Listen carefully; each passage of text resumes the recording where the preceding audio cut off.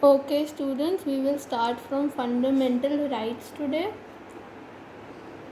What are fundamental rights? Fundamental rights basically वो rights हैं जो एसेंशियल हैं या फंडामेंटल हैं एक सिटीज़न की वेलबींग के लिए। तो ये सारे सिटीजन्स को दिया जाता है and are called as fundamental rights. Rights which are considered essential or fundamental for the well-being of a person are called fundamental rights. They play a vital role in an all-round development of a person. एक vital role play करते हैं in an जिसमें सबकी development हो of a person, सारी developments हों. The fundamental rights are enshrined in part 3 of our constitution. मतलब fundamental rights part 3 में है हमारी कॉन्स्टिट्यूशन में. They are justiciable. This means that if they are interfered with और वायलेटेड, मतलब उनको इंटरफेयर करा जाता है या वायलेट करा जाता है, तो जिस पर्सन के राइट्स के साथ हो रहा है वो पर्सन कोर्ट ऑफ लॉ में जाके अपना सल्यूशन मांग सकता है. Okay. The fundamental rights however are not absolute, मतलब ये हमेशा के लिए नहीं है. ये कब इनको हटाया जा सकता है, सस्पेंड कराया जा सकता है? In any case of external aggression of internal threat the fundamental rights except right to life and liberty are suspended. मतलब अगर external aggression of internal threat होगा, मतलब कोई बाहरी पावर जैसे likes in times of war, तो इस right को सस्पेंड करा जा सकता है सिवाय राइट टू लाइफ और लिबर्टी के. Thus our constitution attempts to strike a balance between individual liberty and social control. इससे वो एक इंडिविजुअल लिबर्टी और सोशल कंट्रोल के बीच में बैलेंस करता है. We will read about 6 fundamental rights. Okay, the first is right to equality. Now अब right to equality में क्या होता है? इसमें होता है कि सारे citizens are equal before the law. सारे सिटीजन्स इक्वल हैं.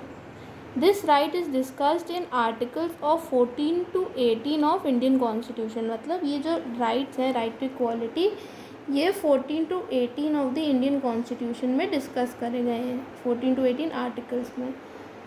No one will discriminated against on the grounds of religion, race, caste, sex और प्लेस ऑफ बर्थ. किसी भी इंसान को डिस्क्रिमिनेट नहीं करा जाएगा ऑन द बेसिस ऑफ उसका रिलीजन क्या है, वो कौन सी रेस से बिलोंग करता है, उसकी क्या कास्ट है, उसका क्या जेंडर है, या वो कहाँ पे पैदा हुआ है, place of birth. This also applies in matters of education and employment. ये अप्लाई करता है एजुकेशन और एम्प्लॉयमेंट में भी. So right to equality basically main 2 points इसके क्या हैं? That no one will be discriminated against on the grounds of religion, race, caste, sex or place of birth. This also applies in matters of education and employment. जो weaker और backward sections of society हैं उनको कुछ privileges दिए गए हैं कि उनको रिजर्व करा जाए seats in schools, colleges and government services and in the legislature. तो जो वीकर सेक्शंस या बैकवर्ड सेक्शंस ऑफ सोसाइटी हैं उनके लिए उनको सर्टन प्रिविलेजेस दिए जाते हैं. मतलब उनको थोड़े से एडवांटेजेस दिए जाते हैं कि वो अपनी एजुकेशन की तरफ और बढ़ सकें. तो इसलिए रिजर्वेशन मिलती है उनको. कहाँ कहाँ पे? Seats in schools, colleges, government services and in the legislature. The state will provide all citizens equal protection of law.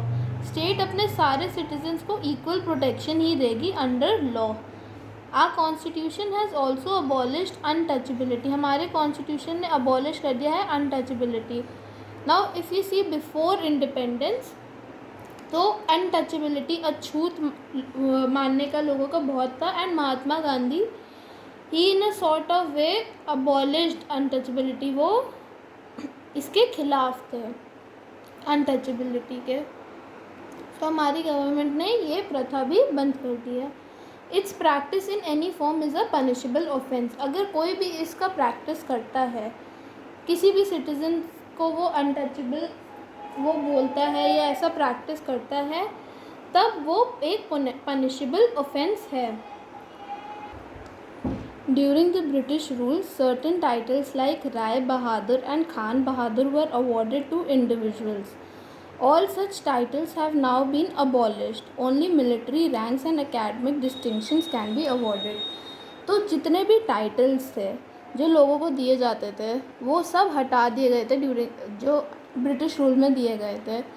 अब जितने भी टाइटल्स हैं like we now have doctors, commanders, so ये सब मिलिट्री या एकेडमिक टाइटल्स हैं। सिर्फ अब यही टाइटल्स दिए जा सकते हैं, okay.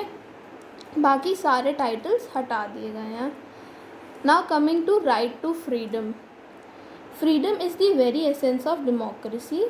This is why our constitution has guaranteed various kinds of freedom to the citizens of India which are discussed in articles 19 to 22.